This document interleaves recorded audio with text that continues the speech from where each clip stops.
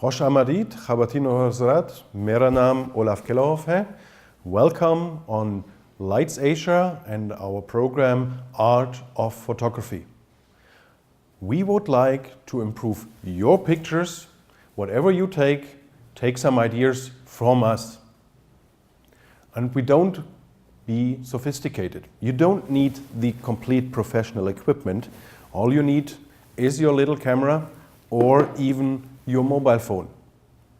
We did once a contest during a workshop, and we got people with professional camera, people with the small camera, as well as mobile phones. And the interesting thing is the picture of the mobile phone won, because it's not the camera who decides. It's your brain, and you take now your ideas from us. It's a man behind the gun who counts. It's not the technique. It helps, yes, but you count what you have in your brain. Have you ever asked Hemingway what typewriter he's using? Or Allama Iqbal which pen he had? No, because what is in the brain is what counts. And therefore, I hope I will be able to give you some ideas, some new ideas, and some interesting views how you can improve your pictures. Just for a little explanation, we have here a wide angle lenses. This is the normal one, and this one gonna be a light tele lens. All of them are fixed lenses. This is a strong tele. All of them are fixed lenses. If you have them united in a lens like this, we can call it zoom. It makes a little bit lazy at the same time, and it's also not that excellent in quality. Imagine, when we speak about cars, there are specialized cars for everything what you have. A racing car is good for racing. Four-wheel drive is good in all terrains. And of course, if you have a family, you need a family car. To reunite all this is a kind of compromise. You have, for example, a sports utility vehicle that won't be as quick on the racing course. It won't be as good on all terrains, but it still suits all the purposes a little bit. So if you have a zoom, that's putting all together. It's a compromise which often suits quite well, but it's not the best. For the little cameras, you often have a little zoom which is coming out. But the best thing is then also to use it. The starting position is the wide angle what you have. And this is not always the best one. So really make use out of it and use your tele in prompting it, yeah? Wonderful. So today's topic, this we leave aside, today's topic is architecture. What is architecture? Well, it comes from a Greek and then later Latin word who's saying the master of construction. So everything what is built by man, we can call architecture. There's interesting architecture and there's more boring architecture. If you want to have beautiful pictures, interesting pictures on architecture, it's of course easier if you go for interesting buildings. It's much more fun. But still, out of boring houses, you still can do great pictures. It's again, your brain, your ideas. I will give you some hints for improving that. Well, first of all, it's a perspective which counts. This is our normal view. We see the world in this way. Everything what is unusual is more interesting, no?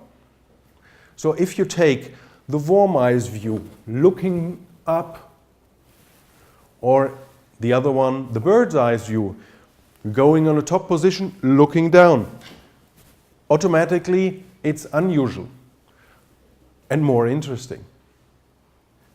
There was once a Russian photographer, his name was Alexander Rodchenko, so he was always going for discover the new, the uncommon, even in the most common. So that's what he was going for, and he had pretty interesting pictures. So changing the perspective is one big tool to improve your pictures. It takes you just a little step, a little effort from your side to leave your normal view and to go down, to go up, or to look where you can climb up even. Stairs, or perhaps you get on the building itself. Perspective, that is one point. The other one would be depth, to create something. So you have a foreground, you have a middle ground, and you have a background. If you just take the picture like this from the whole building, it's going to be boring. Much more interesting is if you have something in the front. You create depth. The eyes can wander around in the picture, and this is much more interesting than just the flat building. So take a foreground, have a look for a middle ground, and then finally the background. The interesting part is the building can be the foreground or it can be the background. This depends on you, depends on the situation. So taking something for depth, and even if it might be just a can of Coke or a bicycle which is standing there, or some flowers on the roadway, going to be much more interesting. There's one point in architecture which is always interesting, which you can make interesting. If you have a professional picture, the building going to be straight. The lines, the edges of the building are parallel because it's constructed that way. But if we take up a picture and going upstairs, what is going to happen? You have a quite broad basement, and then the picture is narrowing down towards the top building. The other thing is, if you're looking from bird's eye views on the building down, then of course the top of the building will be quite broad and then narrowing down. This we call distortion. There's a special camera where you can equalize this distortion, so you have it in parallel. If we take a little camera like this, or even with that camera, you're gonna have distortion. You have lines which are changing the building in narrowing it towards the top, or on the other perspective, narrowing down. So this is normal with all these type of cameras. Even with that professional camera, it's gonna be the case. So the best thing is to make use out of it. How?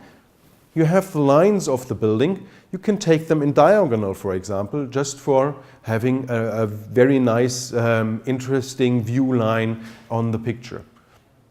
If you change your perspective and use these lines, use the distortion of it, then it's gonna be more interesting. So what I suggest, you come with me, we're gonna go outside and take some few pictures in the landscape on architecture.